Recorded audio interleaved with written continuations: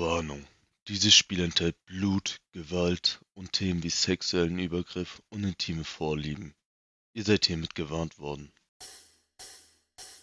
Nachdem ich Silent Hill 1 durchgespielt habe, war es auch für mich an der Zeit, diesen Teil jetzt einmal anzufangen. Silent Hill 2. Und jetzt vorab möchte ich eine Sache schon mal klarstellen. Hier gibt es eine dicke Spoilerwarnung, falls ihr noch nicht Silent Hill 2 durchgespielt habt. Für mich und viele andere ist Silent Hill 2 das beste Horrorspiel und ich finde, jeder sollte seine eigene Experience mit diesem Spiel gemacht haben. Es gibt auch ein Remake zu diesem Spiel, heißt, ihr könnt auch das in guter Grafik auch spielen. Falls euch auf jeden Fall das nicht interessiert, wünsche ich euch auf jeden Fall viel Spaß. Setzt euch hin, nehmt euch Popcorn und genießt dieses Video.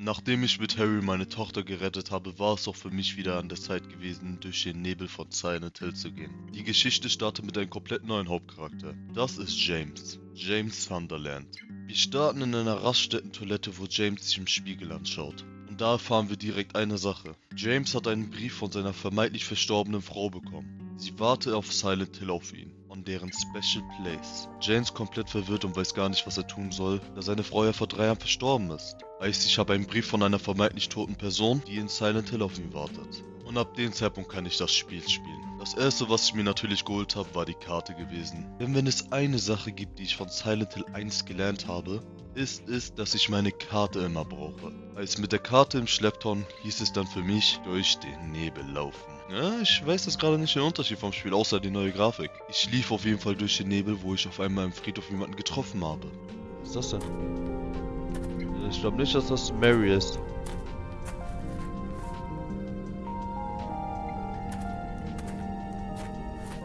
Excuse me, I'm sorry. I No, was it's just... okay. I didn't mean to scare you. I'm kind of lost. Lost? Das hier ist Angela. Sie ist in Silent Hill, weil sie ihre Mutter sucht. Also aus ähnlichen Gründen wie wir. Wir suchen eine bestimmte Person. Sie warnt uns aber schon mal vor, wir sollen nicht in diese Stadt rein. Der Grund ist, weil die Stadt gefährlich sei. Unseren Hauptcharakter interessiert es aber an dem Zeitpunkt nicht mehr. Ihn wirkt alles gleichgültig, als würde es ihn nicht interessieren, dass es gefährlich ist. It's just... I guess I really don't care if it's dangerous or not. Wir gehen so lange weiter, bis wir in der Stadt angekommen sind. In der Stadt angekommen sehen wir Blutspuren auf dem Boden und sehen da eine ominöse Gestalt. Den Blutspuren entlang folgen wir dieser Gestalt. Angekommen in einer Sackgasse hören wir ein Radio. Bevor wir gehen möchten, steht auf einmal diese Gestalt auf. Und oh Gott, die ist widerlich.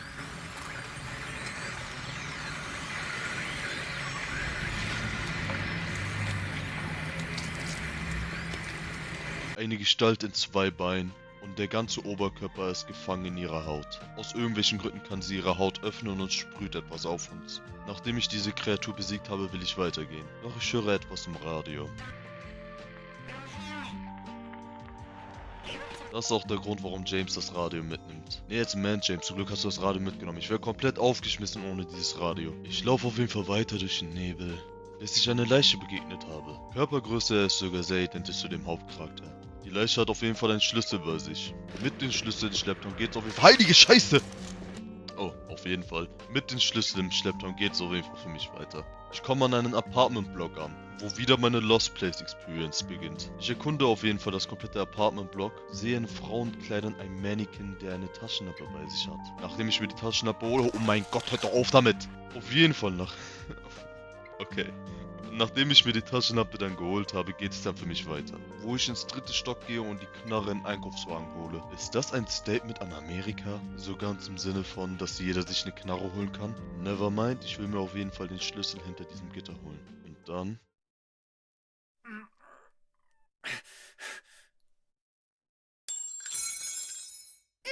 Ow! Genau deswegen hasse ich Kinder. Ich gehe dann wieder dem 2. Stock entlang, dann einen anderen Weg suchen, um diesen Schlüssel zu bekommen. Und höre dann Geräusche. Den Geräuschen nach laufe ich dahin und dich kenne ich. Ich habe genug Dead by Daylight gespielt, um zu wissen, dass du kein guter Bursche bist. Das, meine Damen und Herren, ist Pyramid Head. Jetzt gerade aber nur der stillstehende Head, weil er uns gar nichts antut. Er steht da einfach nur rum. Ich gehe dann auf jeden Fall weiter und sehe eine Person, die gerade Fernsehen schaut. Mal gucken, wie es ihm geht. Ey Bro, wie geht's eigentlich? Ah fuck. Im Zimmer ist auf jeden Fall ein Schlüssel für ein anderes Zimmer und eine Uhr, die ich nicht öffnen kann. Heißt, ich gehe in das andere Zimmer und sehe da ein Loch in der Wand, wo James in der Hand ganz langsam durchsteckt. Soll das eine sexuelle Anspielung sein? Ist auf jeden Fall ein sehr unwohles Gefühl, ein Loch, wo man nicht durchschauen kann und wo er seine Hand reinstecken muss. Er nimmt auf jeden Fall von dem Loch einen Schlüssel heraus, den Schlüssel zur Uhr. Mit den Schlüsseln in Schlepptau gehe ich dann wieder zur Uhr, löse dann das Rätsel und ziehe weiter. Bin dann in der anderen Seite des 3. Stockes und durchsuche die ganzen Räume, wo ich dann überrascht wurde.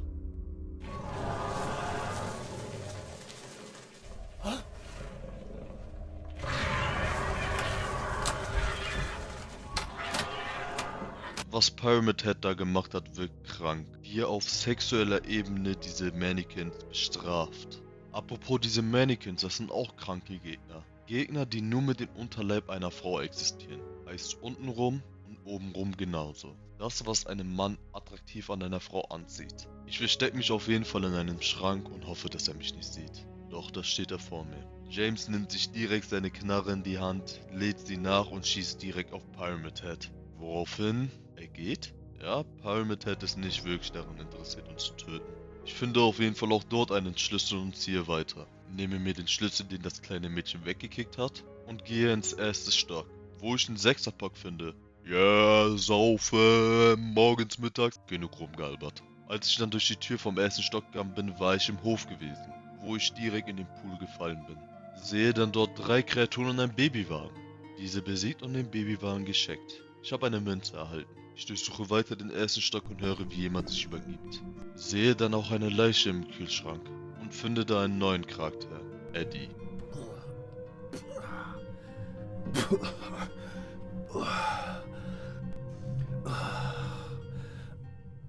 Das erste, was er uns sagt, war, dass er es nicht getan hat. Wir komplett verwirrt und fragen ihn, was er mit der Leiche zu tun hat, die er im Kühlschrank gesehen hat. Eddie behauptet aber nur, dass er sie nur zufällig gesehen hat, weswegen er sich auch in der Toilette die ganze Zeit übergibt. Weniger Gedanken drum gemacht, dann weiterziehen. Ich laufe dann wieder zum 2. Stock zum Mülleimer. Schmeiße das 6er-Pack rein, damit der Müll runterfällt. Dann gehe ich einmal aus dem Apartment raus zum Müll. Nehme mir dann die Münze und gehe dann weiter. Wo ich dann die Nottreppenentür öffne. Und sehe, dass das 2. Block keine Nottreppe besitzt. Heißt, ich springe einfach darüber. Angekommen in der 2. Apartmenthälfte sehe ich eine ekelhafte Toilette. Und James fällt nichts Besseres ein, als da reinzufassen. Ah, nein, was nicht? Aus dem Müll habe ich einen Code bekommen, womit ich den Safe öffnen kann. Erkundige dann diesen Teil des Apartments und treffe ein uns bekanntes Gesicht wieder. Oh, it's you. Ja, wir haben sie bei einem krassen Nackt unterbrochen. Keine Sache, worüber man Witze machen sollte. Wir fragen Angela, ob sie ihre Mutter gefunden hat, aber sie hat diese noch nicht gefunden. Sie fragt uns, ob wir unsere Person getroffen haben. Doch wir berichten ihr, dass auf jeden Fall unsere Frau schon längst tot ist. Sie ist nämlich vor 3 Jahren an einer Krankheit gestorben. Angela denkt, wir sind krank und bekommen langsam Angst vor uns. Wir nehmen auf jeden Fall das Messer von Angela, damit sie sich selber nichts antut. I'm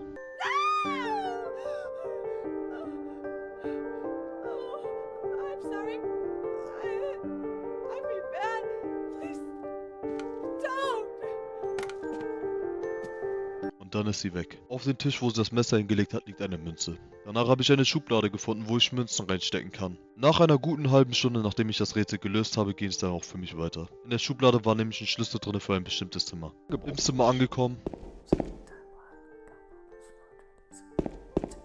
Seinen Armener Queen. Gott. Oh Gott. Wem? Karl wem? Mein Herz macht das lange nicht mehr mit. Auf jeden Fall ging ich dann weiter und habe einen Nottreppenschlüssel bekommen. Gehe dann weiter und dann... Ja, und wir haben ihn wieder bei seinem privaten Akt unterbrochen. Das hier ist unser erster Bosskampf. Gegen Pyramid Head, der mich auch des Öfteren gewone-shottet hat. Nachdem wir Pyramid Head gut ein paar Mal abgeschossen haben, geht er auf jeden Fall weiter. Und der Weg ist frei. Endlich raus aus diesem Drecks-Apartment. Nachdem ich rumgelaufen bin, finde ich auf jeden Fall das kleine Mädchen wieder. You, wasn't it? You're the one who stepped on my hand. I don't know. Maybe I did. Wir fragen sie, was das gerade eben eigentlich sollte. Und auf einmal erwähnt sie unsere Frau. You didn't love Mary anyway. Wait! How do you know Mary's name? Woher kennt das kleine Mädchen unsere Frau? Bevor wir aber diese Fragen beantwortet bekommen, läuft sie weg. Ich laufe weiter und gehe dann zu einem See. Wir kommen beim Rosewater Park an. Das könnte doch der Special Place sein, den unsere Frau gemeint hat. Und dort ankommen sehen wir eine Dame. Mary? Ist das Mary? No, you're not. Do I look like your girlfriend? No, my late wife. I can't believe it. You could be her twin. Your face, your voice, just your hair and clothes are different. My name is Maria. I don't look like a ghost, do I? Das ist Maria. Sieht zwar komplett aus wie unsere Frau, aber es sieht sich komplett anders an. So als wäre unsere Frau jetzt vor uns mit unseren größten Sexfantasien. Sie sieht halt genauso aus wie Mary, nur als Femme Fatale. Wir überlegen auf jeden Fall, was als spezieller Ort gemeint ist, was Mary sagte. Und James fällt das Hotel ein, wo Maria sich über uns lustig macht. Hotel was your special place, huh? I'll bet it was. Wir wollen weitergehen, doch Maria will mitkommen. Sie erwähnt auch noch, dass sie unserer Frau sowieso ähnlich aussieht, also warum sollten wir sie nicht mitnehmen? Oder hat James etwa seine Frau gehasst? Or maybe you hated her. Genug geredet, ich nehme sie auf jeden Fall mit. Und wir ziehen weiter, auf dem Weg zum Hotel. Auf dem Weg zum Hotel finde ich auf jeden Fall eine Eisenstange. Doch die Wege sind versperrt, weswegen ich in eine Bowlingbahn reingehe. Dort treffe ich den dicken Mann Eddie wieder. Er redet mit diesem kleinen Mädchen, was uns gerade eben genervt hat. Dieses Mädchen heißt scheinbar Laura. Sie rennt komplett weg und wir versuchen ihr nachzurennen. Maria meint, dass sie dieses Mädchen gesehen hat. Sie hat versucht, ihr hinterher zu laufen, doch Laura war schneller als sie gewesen. Deswegen will Laura hinterher rennen und Sackgasse. Doch nicht mit Maria, denn sie kennt einen Weg dadurch. Einfach durch dieses Gebäude gehen, doch die Türen sind verschlossen. Aber selbst dafür hat Maria eine Problemlösung. Sie hat nämlich ein paar Schlüssel bei sich, mit denen sie diese Tür öffnen kann. Dieser Ort ist scheinbar ein Stripclub. Verdammt, heißt das, dass Maria eine Stripperin ist? Sie ist ja wirklich die Hurenversion unserer Frau. Fast genau das, was James braucht, derjenige, der 3 Jahre lang keinen Sex mehr hatte. Wir laufen weiter und sehen, wie Laura in ein Krankenhaus reinrennt. Nachgelaufen und wir sind jetzt auch im Krankenhaus. Im Krankenhaus angekommen sehen wir auf jeden Fall direkt einen Schlüssel, den ich mir nehme. Und dort sehen wir wieder unsere beliebten Silent Hill Enemies. Besessene Krankenschwestern. Nur diese sehen ein bisschen nuttiger aus. Egal, ich ziehe auf jeden Fall weiter und finde eine Shotgun. Und einen Teddybär und... Oh, aua, da ist eine Nadel im Teddybär, ich könnte die gebrauchen. Gehe noch weiter und finde noch einen Schlüssel. Und ein Schreiben, wo ein PIN-Code drauf ist. Und noch ein Schlüssel. Dieser ist für den ersten Stock. Dann wieder runter zum ersten Stock. Mir angucken, was dort ist. Und noch ein PIN-Code. Der hier ist für die Tür für den dritten Stock. Heißt wieder hochlaufen zum dritten Stock, den PIN eingeben und hier durch. Doch Maria geht nicht allzu gut. Sie ist scheinbar echt erschöpft und will sich jetzt ein bisschen ausruhen. Ist sie auch krank wie meine Frau? Nachdem sich Maria schlafen legt, sehe ich einen Schlüssel im Betttisch. Dieser ist für das Dach. Aufs Dach angekommen finde ich einen Brief. Da hat sich scheinbar jemand vom Dach geschmissen und sich selber umgebracht. Ich gehe weiter, doch alles ist versperrt. Wie komme ich denn hier noch weiter?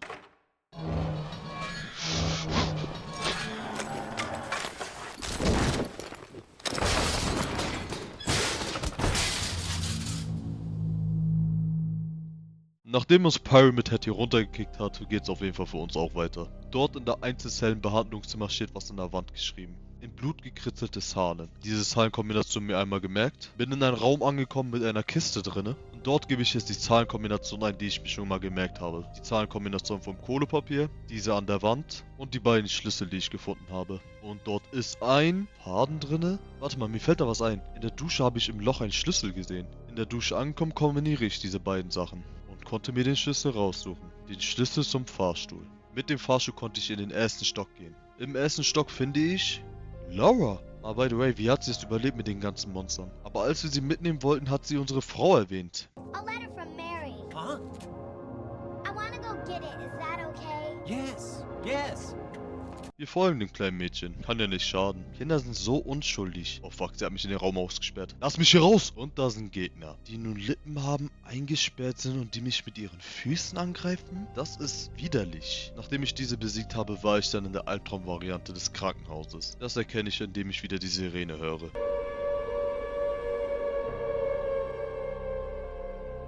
Jetzt heißt es wieder, das komplette Krankenhaus zu untersuchen. Ich finde an der Wand einen Schlüssel zum Keller und ein Schreiben, dass ein Ring im Keller sich befinden soll. Aber das ist mir fürs Erste egal.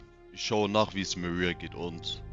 sie ist weg. Und ich sehe da eine Menge Tablettendosen auf dem Tisch. Ich erkunde das Krankenhaus weiter und sehe da einen Kühlschrank. Doch James kriegt es nicht hin, den zu öffnen. Pff, Schwächling, weswegen ich in den Keller gehe.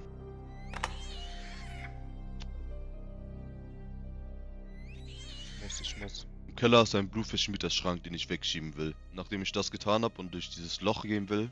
James. Oh, Mary? Mary. Oh, Maria. Maria. It's you. I thought you were... Sorry.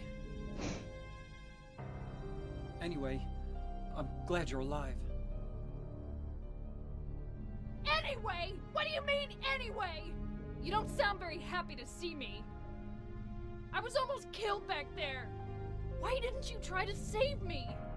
All you care about is that dead wife of yours. I've never been so scared in my whole life. You couldn't care less about me, could you? I'm sorry, I'm I focused. Then just... stay with me. Don't ever leave me alone. You're supposed to take care of me. Was ein Glück, wir sind wieder mit Maria vereint. Wir gehen zusammen durch dieses Loch und finden den Ring. Dann gehe ich wieder zum Kühlschrank und ich krieg's immer noch nicht hin, ihn hochzuheben. Doch Maria ist jetzt unsere helfende Hand, die uns dabei hilft. Schwächling braucht Hilfe von einer Frau. Nachdem wir das hingekriegt haben, bekommen wir auch den zweiten Ring. Mit den beiden Ringen gehen wir zur Tür, wo eine Frau drauf ist. Maria und ich laufen weiter und es scheint alles in Ordnung zu sein. Was kann jetzt noch schief laufen? Amanakun! Heilige Scheiße, lauf, lauf, lauf! Ich hab den Fahrstuhl erreicht, doch Maria nicht. James, mach diese gottverdammte Tür auf!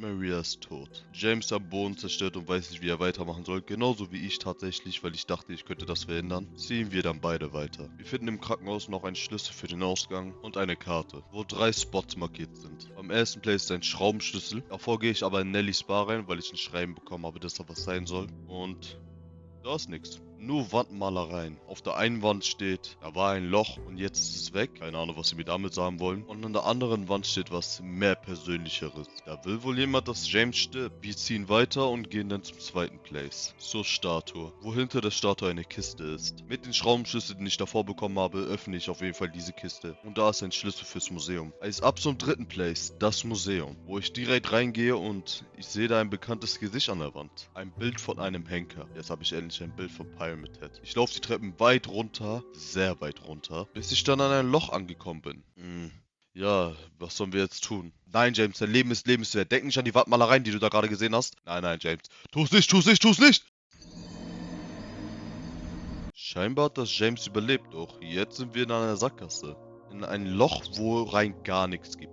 Also wirklich, da ist gar nichts. Also keine Tür, nix. Ich komme hier nicht weiter. Hab mich ein bisschen durch die Wände geschlagen, bis ich dann irgendwas Hartes getroffen habe. Dieses dann kaputt gemacht und ich konnte weiterziehen. Ich laufe weiter und komme an einen Raum an. Dort auf dem Boden liegt ein Schlüssel, doch meine Lampe ist jetzt leer gegangen. Verdammt, ich kann euch nicht hören, es ist zu dunkel hier drin. Egal, ich habe Ersatzbatterien parat, deswegen lege ich sie auch in meine Taschenlampe rein. Oh mein Gott, lass mich raus! Fuck, PIN-Code, PIN-Code! Schnell irgendwas eingeben. Ah, das hat nicht funktioniert. Das hat auch nicht funktioniert. Ah, das hat funktioniert. Schnell raus da. Puh. Kinderkram. Ich sehe auf jeden Fall im anderen Raum ein Gitter auf dem Boden. Leg da den Schlüssel rein, den ich gerade bekommen habe, mit Leichtigkeit natürlich. Und James, willst du wieder runterspringen? Ja, mach doch, was du willst. Und wo bin ich jetzt? Ach, das ist doch Eddie. Killing a person ain't no big deal.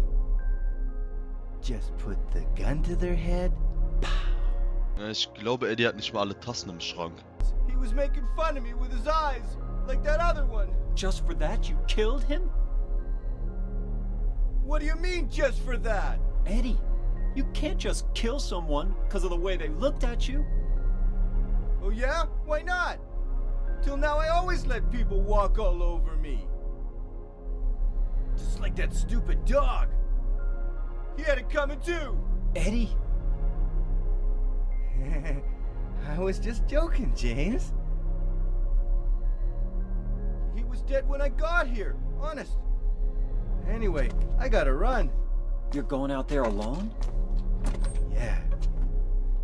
Eddie?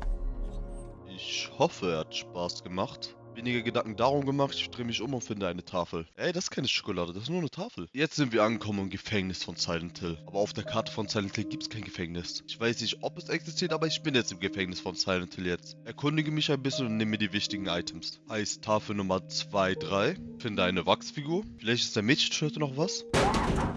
Oh, eine Nisse Kim.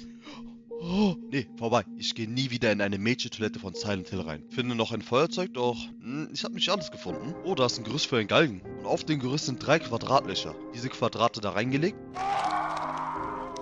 Okay, ich habe da irgendwas gehört, aber hier ist nichts. Na, dann gehe ich wieder zurück. Oh, ein Hufeisen. Ich habe da eine Idee. Da liegt nämlich eine Bodenluke. Doch hier ist kein Griff. Heißt, ich kombiniere mein Wachs, Feuerzeug und das Hufeisen und habe jetzt einen kleinen Griff damit gezaubert. Diesen Bodenluke geöffnet und wieder ein Loch, wo ich rein... James! Keine Ahnung, wo ich hier bin. Ich gehe da einfach weiter und... Wieder ein Loch, wo ich reinspringen soll? Ist das ein Selbstmord-Simulator? Ich springe auch noch durch dieses Loch und finde da einen Fahrstuhl. Ich nehme mir die Items vom Fahrstuhl und genieße die Wartezeit dort.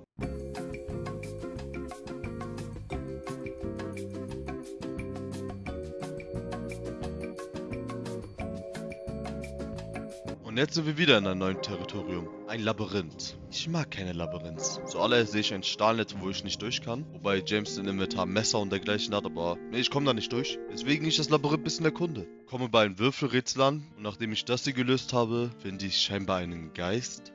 Maria? That thing! It stabbed you! There was blood everywhere! Stabbed me? What do you mean? It chased us to the elevator! And then, James, what are you talking about? just before! Don't you remember? James, honey, did something happen to you? After we got separated in that long hallway? Are you confusing me with someone else? You were always so forgetful. Remember that time in the hotel? Maria? You said you took everything, but you forgot that videotape we made. I wonder if it's still there. How do you know about that? Aren't you Maria? I'm not your Mary. So, you're Maria? I am. If you want me to be. All I want from you is an answer. It doesn't matter who I am. I'm here for you, James. See? I'm real.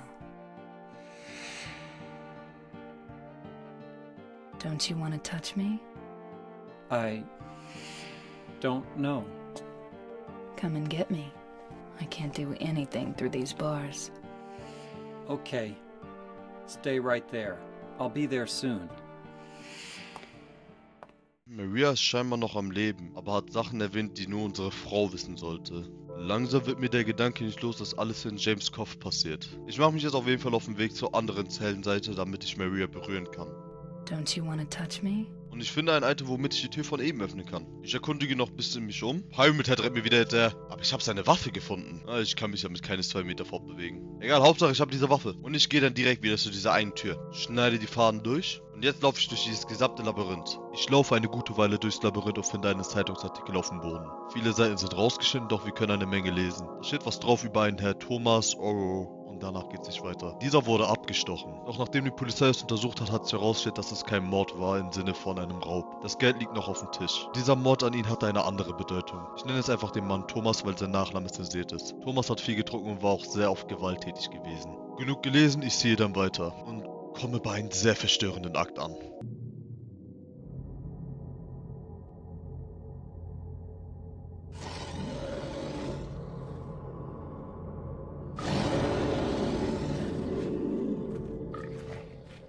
Ich weiß nicht, was diese Kreatur darstellen soll, doch ich muss sie auf alle Fälle umbringen. Sie greift mich auch sehr widerlich an. Seine Angriffe wirken viel weniger wie ein Angriff, sondern eher wie eine sexuelle Belästigung. Und gegen dieses Monster musste Angela kämpfen. Nachdem ich es besiegt habe, seht einfach selbst.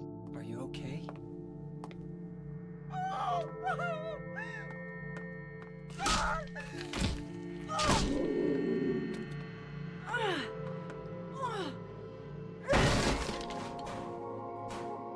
Angela ging auf jeden Fall komplett crash-out. Angela, relax. Don't order me around! I'm not trying to order you. So what do you want then? Oh, I see. You're trying to be nice to me, right? I know what you're up to. It's always the same. You're only after one thing. Ihr geht es gar nicht gut. Scheinbar ist sie so traumatisiert, dass sie nicht mal einem Mann mehr traut. Fast wie die Feministen auf TikTok. Go ahead and say Or you could just force me. Beat me up like he always did. You only care about yourself anyway. You disgusting pig.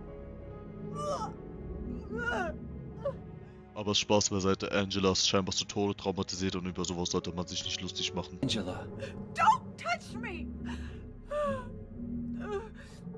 You make me sick. You said your wife Mary was dead, right? yes. She was ill. Liar! I know about you. You didn't want her around anymore. You probably found someone else.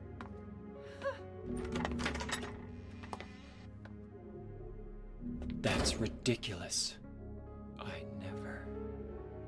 Sie rennt aus dem Raum raus und wir sind in diesem Raum drinne. Der Raum wirkt komplett anders als die ganzen anderen Räume, die wir gesehen haben. Aber was es damit auf sich hat, werde ich euch später erklären. Wir ziehen fürs Erste weiter. Ich komme an ein Rätsel an mit Galgen. Das Rätsel geht grundsätzlich nur so, da ist einfach ein Text vor mir und ich muss urteilen, wer der Unschuldige von diesen Personen ist. Heißt die unschuldige Person zu Unrecht umbringen. Nachdem ich dieses Rätsel dann gelöst habe, habe ich einen Schlüssel und kann weiterziehen. Und ich komme endlich zur Zelle an, wo Maria liegt.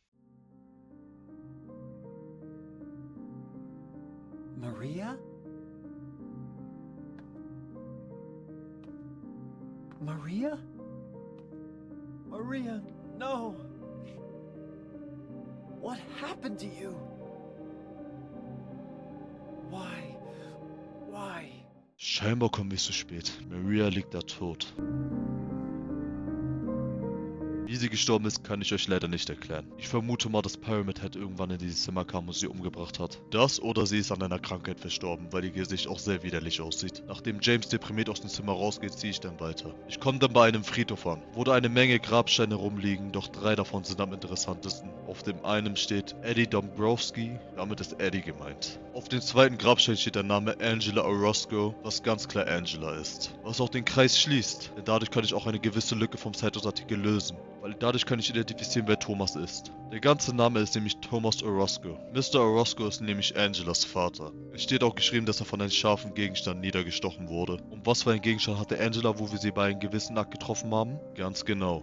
Ein scharfes, blutverschmiertes Messer. Heißt, Angela hat ihr eigenen Vater niedergestochen, der viel getrunken hat, gewalttätig war und Angela sehr wahrscheinlich sexuell belästigt hat. Ich will da nicht näher ins Detail gehen, ihr könnt euch selber ausmachen, was da passiert ist. Und dieser Boss, gegen den wir gekämpft haben, war sehr wahrscheinlich eine Manifestation ihres Vaters gewesen. Der Raum, in dem wir gegen ihn gekämpft haben, ist auch eine sehr schreckliche Repräsentation von Angelas Trauma, wo eine Menge Löcher an den Wänden sind, die durchgepumpt werden. Jetzt können wir auf jeden Fall verstehen, warum Angela so traumatisiert rüberkommt. Kommen wir jetzt zum dritten Grabstein. Der Name, der nämlich da drauf steht, ist James Sunderland. Ein Grabstein mit unseren Namen drauf. Und dieser Grabstein ist ein gewaltiges Loch, worunter man kein Ende sieht. Heißt, wir müssen hier wieder runterspringen und ich bin nicht mehr in lustiger Stimmung, dass ich jetzt Witze darüber mache. Nachdem ich runtergesprungen bin, laufe ich einen sehr langen Flur entlang, wo am Ende eine Tür auf mich wartet. Nachdem ich die Tür betreten habe, kommt Eddie. Eddie? What are you doing? What does it look like? He always busted my balls. You fat, disgusting piece of shit. You make me sick. Fat ass, you're nothing but a waste of skin. You're so ugly, even your mama don't love you. Well, maybe he was right. Maybe I am nothing but a fat, disgusting piece of shit. But you know what? It doesn't matter if you're smart, dumb, ugly, pretty. It's all the same once you're dead. And a corpse can't laugh.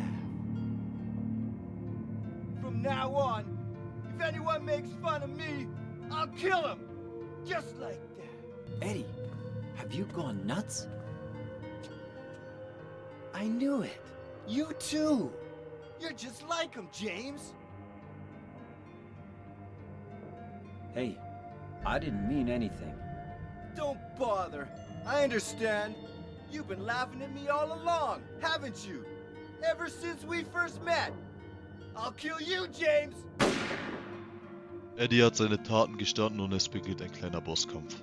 Nach ein paar Schüssen flüchtet Eddie in einen anderen Raum. Und wir haben verstanden, was der Grund ist für Eddies Taten. Eddie wurde nämlich gemobbt. Und irgendwann konnte er dieses Mobbing einfach gar nicht mehr akzeptieren und hat eine einzige Lösung darunter gesehen: seine Feinde zu töten. Weil es ist egal, ob du gut aussiehst oder hässlich bist, groß bist oder klein, fett oder dünn. Im Tod sind wir Menschen nämlich alle gleich. Was grundsätzlich stimmt, doch das ist noch lange kein Grund, ein Leben zu nehmen. Doch der Faden bei Eddie ist schon längst geplatzt, denn er hat schon längst Menschen umgebracht dafür und konnte sich nicht selber überwinden. Wir gehen durch diese Tür und dann beginnt der wahre Bosskampf gegen Eddie. Was ehrlich gesagt nicht wirklich ein schwieriger Bosskampf war, doch wir haben es getan. James hat einen Menschen umgebracht. Eddie? Eddie? I killed a human being. A human being. Mary. Did you really die 3 years ago? Eddie ist tot und wir gehen weiter. Ich habe eine Leiter gefunden, die ich hochklettere. Und ich bin draußen, wo ich mich echt eine Sache frage. Ich bin so viele Kilometer runtergesprungen. Wie kann es sein, dass eine Leiter mich wieder hochbringt? Weniger Gedanken darum gemacht. Ich finde ein Boot. Und mit diesem Boot mache ich mich direkt auf den Weg zum Lakeview Hotel. Der Ort, wo ganz sicher unsere Frau auf uns wartet. Heißt, wir haben jetzt eine lange Bootsfahrt.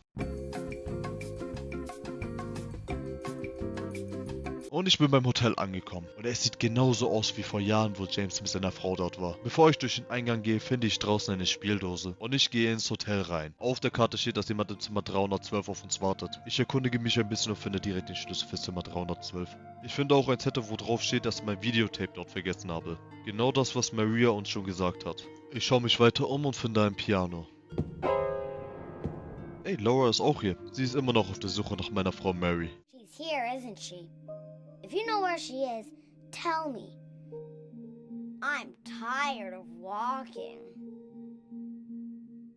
I wish I knew. But she said it in her letter. What letter? Wanna read it? But don't tell Rachel, okay? Who's Rachel? She was our nurse. I took it from her locker. Sie hat sogar einen Brief von Mary bekommen, genau wie wir. Mary hat diesen Brief von Laura geschrieben für ihren 8. Geburtstag. Laura, how old are you? I turned 8 last week. Das heißt, unsere Frau kann gar nicht vor 3 Jahren verstorben sein. Aber irgendwas ergibt doch keinen Sinn. Vor allem den Brief, den wir damals von Mary bekommen haben, existiert gar nicht mehr.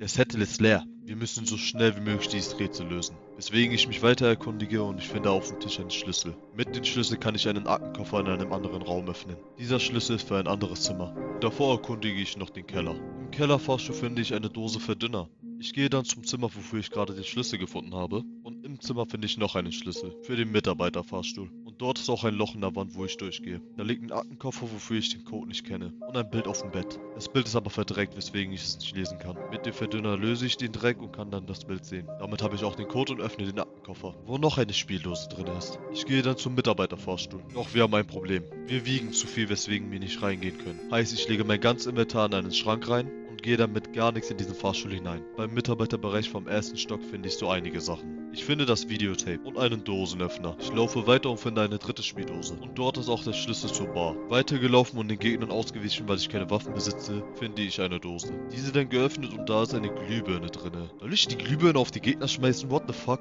Ich komme bei der Bar an, doch kann die Tür nicht öffnen, weil es so dunkel hier drin ist. Weswegen ich die Glühbirne an die Lampe mache und dadurch die Tür sehen kann. Nachdem ich die Bar verlassen habe, kann ich meine Sachen wieder nehmen. Und mit den 3 Spieldosen, die ich gefunden habe, kann ich die Spielo jetzt betätigen.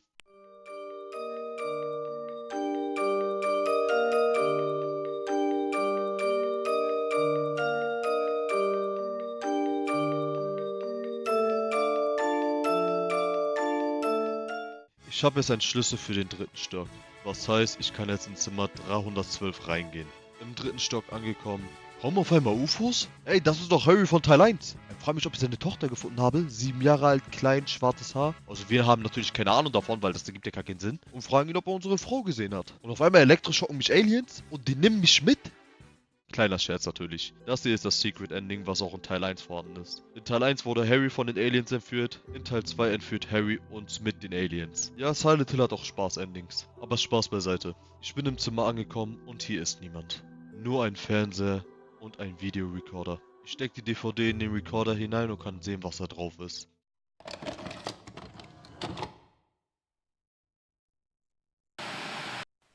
Are you taping again? Come on. I don't know why, but I just love it here. It's so peaceful.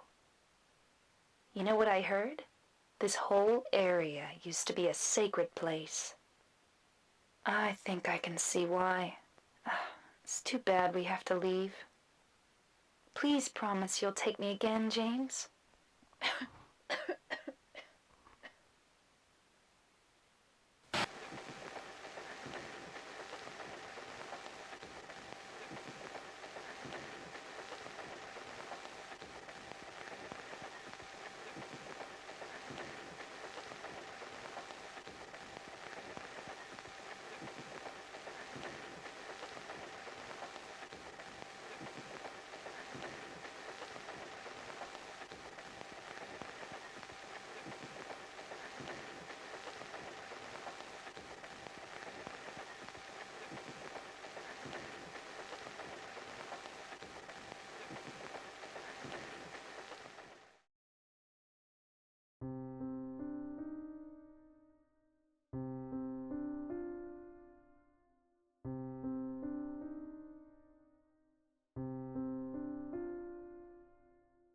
Ja, es ist genauso, wie wir es gesehen haben. James hat seine eigene Frau umgebracht. Heißt, sie ist gar nicht an einer Krankheit verstorben. Doch James selbst hat es verdrängt. Sie ist auch gar nicht vor 3 Jahren verstorben, weil sie hat ja auch vor ein paar Wochen Laura den Brief gesendet.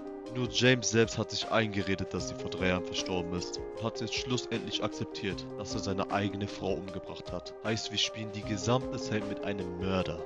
Mary.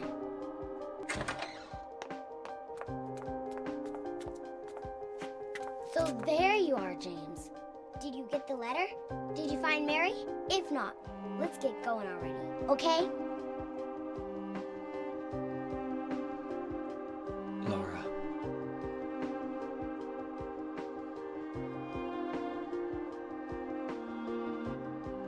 Mary's gone. She's dead.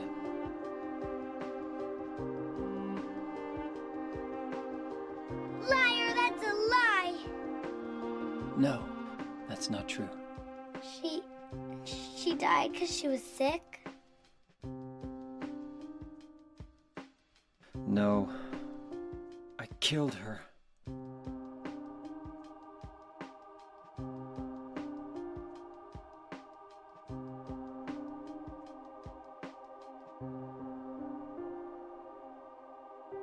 You killer!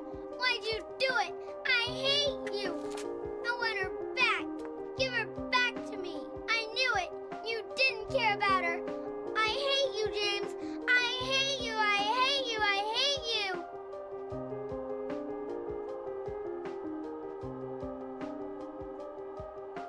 She was always waiting for you. Why? Why? I'm sorry.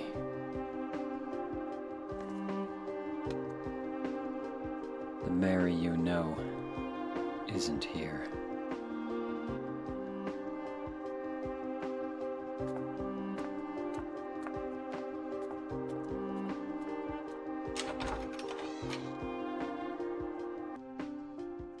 Laura, I'm sorry. James hat jetzt seine Tat auch Laura gestanden. Und jetzt sehen wir ihn am Boden zerstört. Weil die gesamte Reise baut sich darauf auf, dass James sich diesen Brief eingebildet hat. Doch auf einmal bekommen wir ein Signal von unser Radio.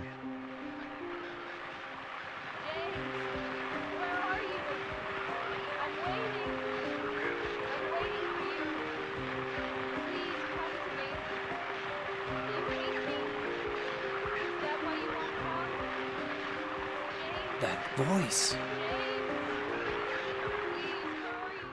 Aus irgendwelchen Gründen ist Marys Stimme im Radio und sie ruft uns. Das heißt, wir machen uns ein letztes Mal auf die Reise nach der toten Mary. Das ganze Hotel stürzt ab und wir bewegen uns zum Ende zu. Davor finde ich ein Tongerät und kann da reinhören.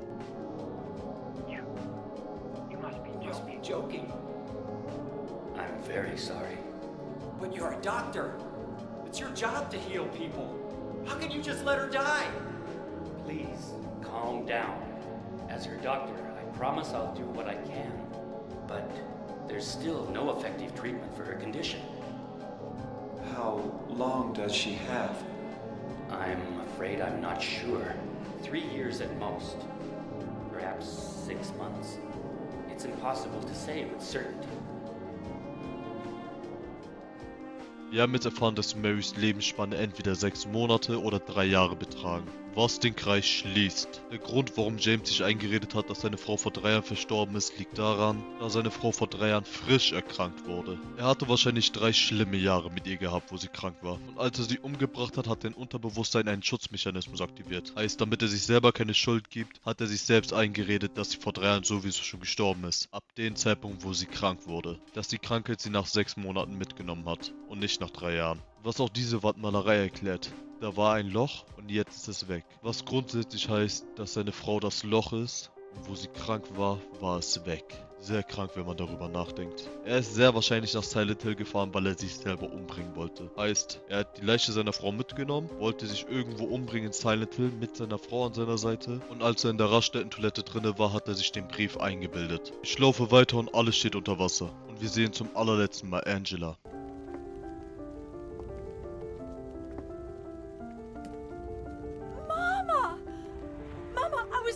You. Now you're the only one left. Maybe then I can rest. Mama, why are you running away?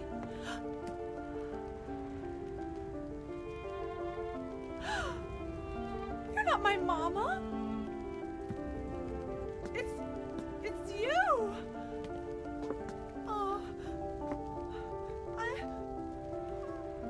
I'm sorry. Angela, no.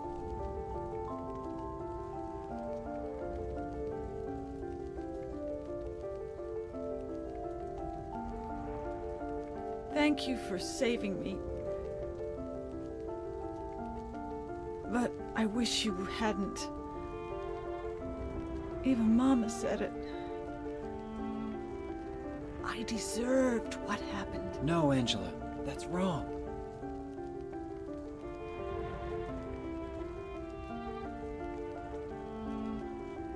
No, don't pity me.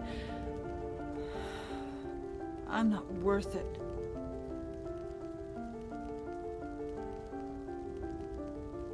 Or maybe you think you can save me. Will you love me? Take care of me? Heal all my pain?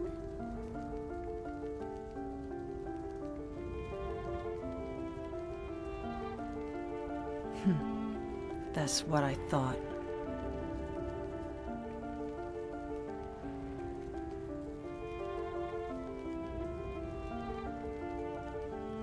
James, give me back that knife. No, I won't. Saving it for yourself? Me? No, I'd never kill myself.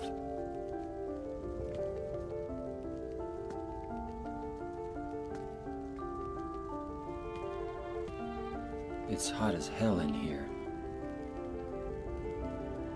You see it too. For me, it's always like this. Silent Hill ist eine symbolische Prüfung. Jeder von den 3 Hauptcharakteren hat eine Last, die er tragen muss. Für Eddie war es die Tatsache, dass er gemobbt wurde und seine Mobber umgebracht hat. Für Angela, dass sie von ihrem Vater misshandelt wurde und diesen dann umgebracht hat. Und James, dass er seine eigene Frau getötet hat. Und für jeden sieht Silent Hill komplett anders aus. Während bei uns die ganze Zeit nur ein Nebel da ist und komische Monster, die James unterdrückte Sexualität widerspiegeln, da er 3 Jahre lang keinen Sex mehr hatte, war es für Eddie ein Schlachthof mit Schweinekörpern überall. Angela musste durch eine feurige Hölle gehen. Die Stadt Silent Hill selbst ist ein eigener Charakter. Die Tatsache, dass man nichts durch einen Nebel sieht, war damals noch ein Gimmick gewesen, doch hier hat es eine tiefere Bedeutung. Denn durch einen Nebel sieht man ja für gewöhnlich nichts. Was symbolisch heißt, dass James seine eigene Schuld unterdrückt. Und ab und an konnten wir in das andere Silent Hill von Eddie und Angela gehen. Und genau wie Eddie, der seine eigene Prüfung nicht bestehen konnte, will auch Angela jetzt nicht mehr weitermachen. Sie geht wortwörtlich in die Hölle hinein und ist sehr wahrscheinlich tot. Und Laura ist ein Kind, heißt sie repräsentiert die Unschuld eines Menschen. Da sie keine Last oder Schuld mit sich trägt, ist auch Silent Hill für sie eine ganz normale Stadt. Heißt, bei ihr gibt es keine Monster, weil sie nicht in diesem Silent Hill ist, wo wir sind. Was erklärt, warum sie einfach so wenigstens hier rumlaufen kann. Und der einzige Verbleibende sind nur noch wir selbst. Ich ziehe weiter und sehe einen grausamen Akt. Stop! Leave her alone! Leave us both the hell alone!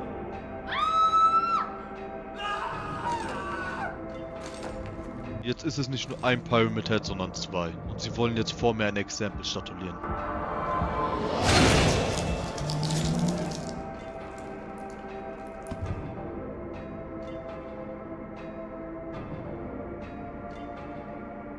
I was weak. That's why I needed you. Needed someone to punish me for my sins. But that's all over now. I know the truth. Now it's time to end this.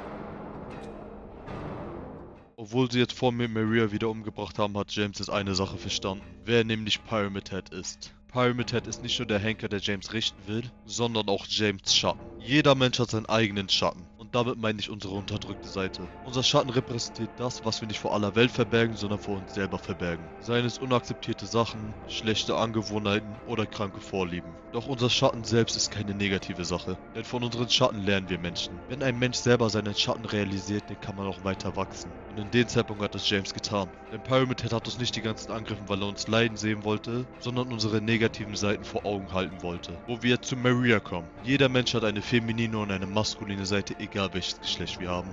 Das nennt man Anima und Animus. Männer zum Beispiel haben ihre feminine Seite, die Anima, die viele Menschen unterdrücken. Zum Beispiel die Anima-Seite eines Mannes zeigt die Emotionalität, die Empathie und die Intuition eines Menschen. Wenn wir diese die ganze Zeit unterdrücken, wird unsere Persönlichkeit aber angeknackst. Und wir bekommen zum Beispiel auch ein komplett falsches Bild von einer Frau in den Kopf. Denn Maria ist nur eine Symbolik von James' Anima-Seite.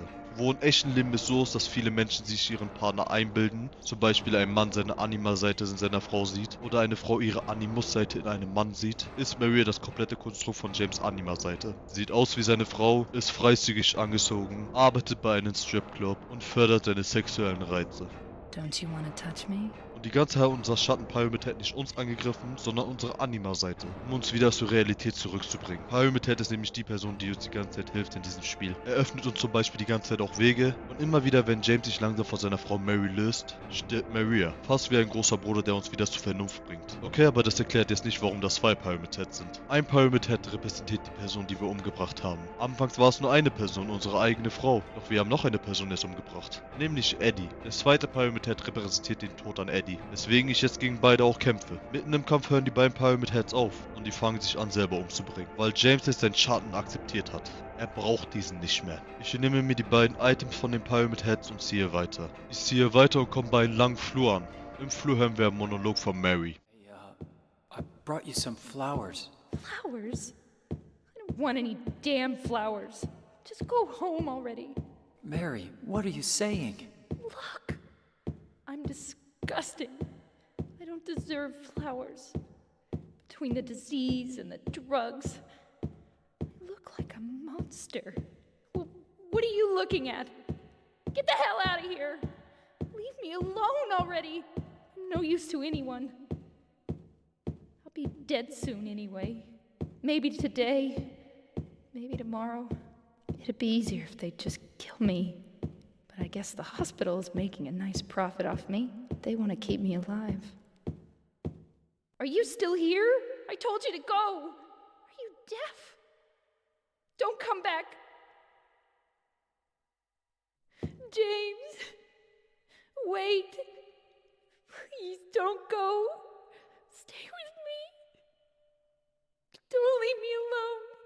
I didn't mean what I said. Please, James. Tell me I'll be okay.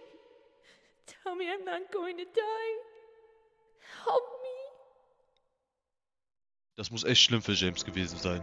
Die wechselhafte Laune seiner eigenen Frau. Man merkt auch, dass sie selber wegen ihrer Krankheit komplett verzweifelt war und nicht mehr weiter wusste. Ich ziehe das allerletzte Mal weiter, laufe dann lange Treppen hoch, wo ich dann Mary treffe. Mary?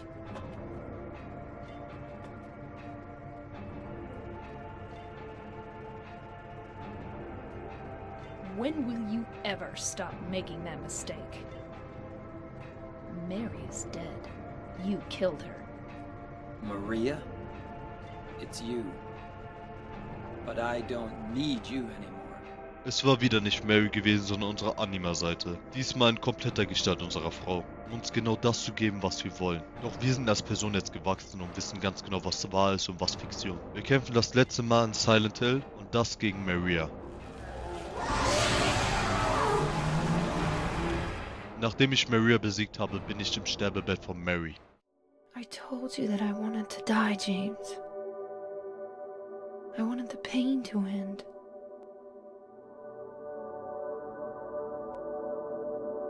That's why I did it, honey.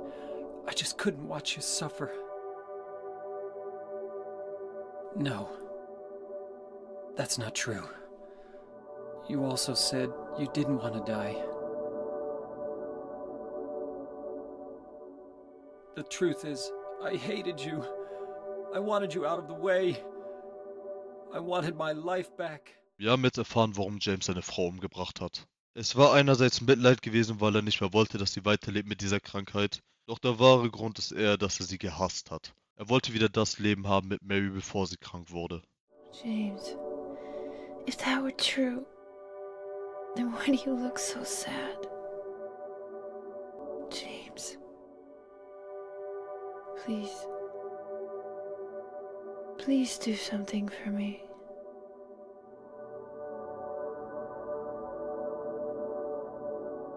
Go on with your life. Und Mary sagt uns, dass wir unser Leben weiterleben sollen. Und wir sehen jetzt den kompletten Brief, den Mary an James geschrieben hat. In my restless dreams, I see that town. Silent Hill. I'm alone there now. In our special place, waiting for you to come to see me. But you never do. And so I wait, wrapped in my cocoon of pain and loneliness. I know I've done a terrible thing to you. Something you'll never forgive me for. I wish I could change that, but I can't. I feel so pathetic and ugly laying here. Every day I stare up at the cracks in the ceiling, and all I can think about is how unfair it all is. This may be my last chance. I think you know what I mean. I'm glad to be coming home. I've missed you terribly, but I'm afraid, James. I'm afraid you don't really want me to come home. Whenever you come see me, I can tell how hard it is on you. I don't know if you hate me or pity me. Or maybe I just disgust you. I'm sorry about that. When I first learned that I was going to die, I just didn't want to accept it. I was so angry all the time, and I struck out at everyone I loved most. Especially you, James. That's why I understand if you do hate me. But I want you to know this, James. I'll always love you. Even though our life together had to end like this, I still wouldn't trade it for the world. We had some wonderful years together. This letter's gone on too long. I'll say goodbye. I told the nurse to give this to you after I'm gone. That means that as you read this, I'm already dead. I can't tell you to remember me, but I can't bear for you to forget me. I am so sorry for what I did to you, did to us. You've given me so much, and I haven't been able to return a single thing. That's why I want you to live for yourself now, James. You made me happy. Das hat selbst mich zu Tränen berührt. James lebt sein Leben weiter, wie Mary es sagte. Und er adoptiert jetzt Laura, wie im Brief, den Mary Laura gesendet hat, weil sie wollte ja ursprünglich Laura adoptieren. Aber soll ich euch was sagen? Ich habe euch ja gesagt, dass Silent Hill für gewöhnlich mehrere Enden hat. Und die Macher sagen, dass man sich bei Silent Hill 2 das Ende sich selber aussuchen soll. Und für mich ist das nicht das wahre Ende. Denn wie James die ganze Zeit drauf ist, der ursprüngliche Grund, warum er nach Silent Hill gefahren ist, die ganzen Dialoge, die im Text waren, bauen auf eine Sache auf. Nämlich, dass er ohne Mary nicht weiterleben kann. Und damit kommen wir zum In-Water-Ending, wo James in sein Auto steigt und mit Mary im Auto in den See von Silent Hill reinfährt. Now I understand the real reason I came to this town. I wonder, what was I afraid of? Without you, Mary, I've got nothing.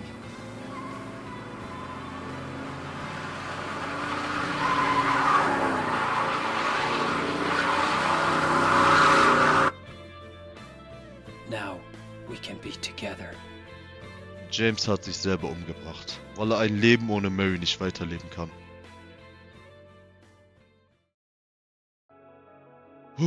Das war verdammt viel Arbeit. Ich hoffe, euch hat das Video gefallen. Ich habe da sehr viel Mühe reingesteckt und versucht, die Fehler vom letzten Video zu beheben. Es war wirklich ein Kampf, dieses Video fertigzustellen. Und ich hoffe, ihr seid mit dem Endresultat zufrieden. Jetzt habt ihr einmal komplett in Spielfilmlänge Silent Hill 2 miterlebt. Ich bedanke mich vielmals fürs Zuschauen.